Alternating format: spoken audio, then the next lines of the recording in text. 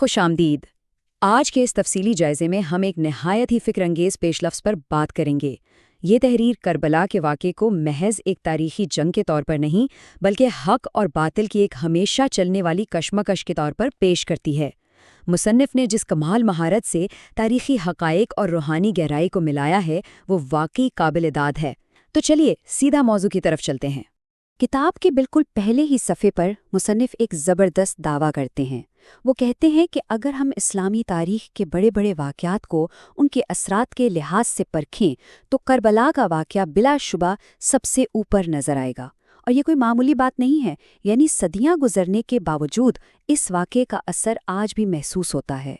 اس سے ایک بات تو طے ہے کہ تاریخ کو صرف گزرے ہوئے وقت سے نہیں ناپا جا سکتا، بلکہ اس گہرے اثر سے ناپا جاتا ہے جو وہ انسانوں کے شعور پر چھوڑتا ہے۔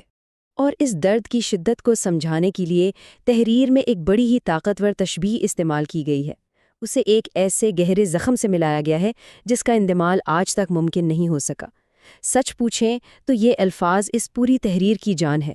مصنف کا ماننا ہے کہ یہ سانحہ ایک ایسی تیز دھاڑ تلوار کی طرح تھا جس نے امت کو کچھ اس طرح گھائل کیا کہ وہ کسک آج بھی باقی ہے۔ یہ صرف تاریخ کی کتابوں تک محدود نہیں ہے، بلکہ یہ ایک ایسا اجتماعی دکھ ہے جسے کبھی فراموش نہیں کیا جا سکتا۔ اب یہاں ایک بہت ہی دلچسپ اور بنیادی نقطہ آتا ہے۔ مصنف نے کربلا کے لیے استعارہ کا لفظ استعمال کیا ہے، یعنی یہ کوئی ایسی چیز نہیں جو کل ہوئی اور آج ختم ہو گئی، یہ ایک ابدی علامت ہے۔ اس کا سیدھا سا مطلب یہ ہے کہ حق کے لیے ڈٹ جانا اور باطل کے آگے سر نہ جھکانا ایک ایسا اصول ہے جو آج کے جدید دور میں بھی اتنا ہی اہم اور متعلقہ ہے جتنا صدیوں پہلے تھا۔ اور اسی تصور کو مزید واضح کرنے کے لیے مصنف نے مولانا ظفر علی خان کے کچھ انتہائی شاندار اشعار کا حوالہ دیا ہے۔ ان اشعار کے الفاظ پر ذرا غور کیجیے گا۔ یہ ظلم کے سامنے کھڑے ہونے اور سر نہ جھکانے کا ایک مکمل نچوڑ پیش کرتے ہیں۔ یہ بتاتے ہیں کہ یہاں مقصد صرف جان کے قربانی دینا نہیں تھا، بلکہ آزادی حیات کا ایک ایسا اصول طے کرنا تھا جس میں جبر اور ظلم کی اطاعت کی کوئی گنجائش ہی نہیں بچتی۔ اب اسی حق اور باطل کے فرق کو سمجھنے کے لیے تحریر میں دو بڑی نظریاتی قوتوں کا زبردست موازنہ کیا گیا ہے۔ مصنف کا استدلال یہ ہے کہ جبر اور ظلم کے نمائندے صرف ماضی کا حصہ نہیں تھے، وہ تو ہر دور میں موجود رہے ہیں۔ یہ وہ لوگ ہیں جو اللہ کی مقررہ کردہ حدیں توڑتے ہیں اور پھر اپنی دھونس اور زبردستی سے اپنے جھوٹے دعووں کو سچ ثابت کرنے کی کوشش کرتے ہیں، اور دراصل ان کے باطل کے سامنے کھڑے ہونے سے انکار کر دینا ہی حق کا سیدھا راستہ ہے۔ لیکن یہاں مصنف ہمیں ایک بہت اہم انتباہ بھی دیتے ہیں۔ دیکھیں، یہ ایک ایسا حساس موضوع ہے جس سے کروڑوں لوگوں کے انتہائی گہرے مذہبی اور روحانی جذبات جڑے ہیں، اس لیے اس پر بات کرتے ہوئے بہت زیادہ احتیاط کی ضرورت ہوتی ہے۔ ذرا سی بھی لغزش بہت سے دلوں کو دکھا سکتی ہے۔ مصنف خود تسلیم کرتے ہیں کہ ماضی میں کئی دانشوروں سے اس معاملے میں تاریخی غلطیاں ہوئی ہیں، اسی لیے انہوں نے حقائق کو ان کی درست شکل میں پیش کرنے کے لیے حد درجہ میانہ روی اور توازن پر بہت زور دیا ہے۔ تو پھر اس قدر حساسیت میں توازن لایا کیسے جائے؟ اس کا ایک بڑا ہی بہترین حل اس پیش لفظ میں سامنے آتا ہے۔ مصنف نے 4 ایسے جید اور متفقہ علماء کی تحریروں اور تقریروں کا سہارا لیا ہے جن کا ہر طرف بے حد احترام کیا جاتا ہے۔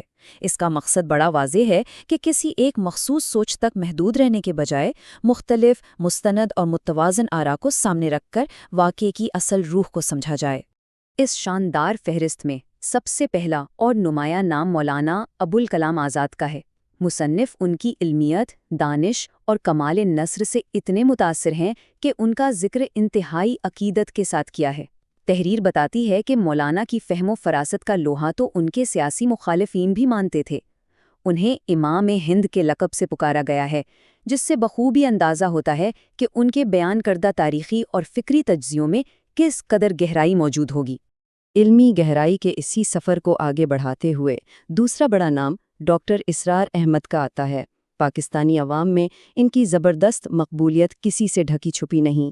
مصنف انہیں 21ویں صدی کا مجدد قرار دیتے ہیں، اور اس کی وجہ ان کی انتہائی ٹھوس علمی اور تحقیقی سوچ ہے۔ ان کی تحقیق کو شامل کرنے کا مقصد یہ ہے کہ اس تاریخ کو صرف جذبات کی اینک سے نہ دیکھا جائے بلکہ منطق اور مکمل علمی دلائل کی روشنی میں سمجھا جائے تاکہ جدید دور کے ذہنوں میں اٹھنے والے ہر سوال کا منطقی جواب مل سکے۔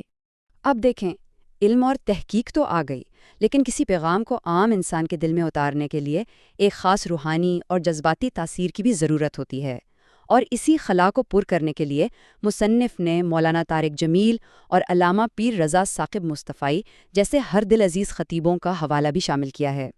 یہ وہ شخصیات ہیں جن کی سحر انگیز گفتگو سیدھی دل پر جا کر اثر کرتی ہے۔ ان کی شمولیت کا مقصد معاشرے پر ایک مثبت اثر چھوڑنا ہے، تاکہ عوام الناس کے لیے کربلا کے پیغام کو سمجھنا اور اپنی زندگی کا حصہ بنانا آسان ہو جائے۔ پیش لفظ کے آخری حصے کی طرف آئیں تو کتاب کی بنیادی حکمت عملی کھل کر ہمارے سامنے آ جاتی ہے۔ مصنف بتاتے ہیں کہ انہوں نے شکوک و شبہات کو دور کرنے کے لیے انتہائی مستند تاریخی حوالوں کا استعمال کیا ہے، اور اس کی وجہ کیا ہے؟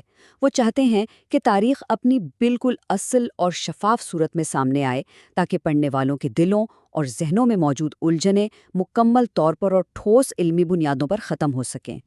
اور پھر بالکل آخر میں اتنی گہری اور علمی بحث کے بعد ہمیں مصنف جہانزیب عابد کی شخصیت کا ایک بہت ہی خوبصورت اور ذاتی پہلو دیکھنے کو ملتا ہے۔ وہ اپنی اس پوری کاوش کا اختتام ایک دل سوز دعا پر کرتے ہیں۔ وہ اپنے والدین کی مغفرت اور نجات کی دعا کرتے ہیں، اپنی اہلیہ نائلہ عابد اور بچوں محمد اور ابیہ کے لیے نیک تمناؤں کا اظہار کرتے ہیں، اور اپنے دوستوں اور اساتذہ کا تہہ دل سے شکریہ ادا کرتے ہیں۔ یہ چھوٹی سی بات ہمیں بتاتی ہے کہ یہ کام ان کے لیے صرف ایک کتاب نہیں بلکہ دل سے جڑی ایک گہری روحانی عقیدت ہے۔ تو اس پورے تفصیلی جائزے کے بعد ہم ایک ایسے سوال پر آ کھڑے ہوتے ہیں جو واقعی ہمیں سوچنے پر مجبور کر دیتا ہے۔ اگر مصنف کی یہ بات بالکل سچ ہے کہ کربلا محض تاریخ نہیں بلکہ ایک ابدی ستارہ ہے، اور جبر یا طاغوت کے نمائندے آج کے جدید دور میں بھی موجود ہیں، تو ہم روزمرہ زندگی میں انہیں کیسے پہچانیں؟ ہم کربلا کے ان ابدی اصولوں کو اپنا کر آج کے دور کے جبر کا مقابلہ کیسے کر سکتے ہیں؟ یہ وہ اہم لمحہ فکریہ ہے جو مصنف تاریخ کے پنوں سے نکال کر سیدھا ہمارے آج کے سامنے رکھ دیتے ہیں۔ اس سوال پر ضرور غور کیجیے گا۔ اگلے تفصیلی جائزے میں ہم ایسے ہی کسی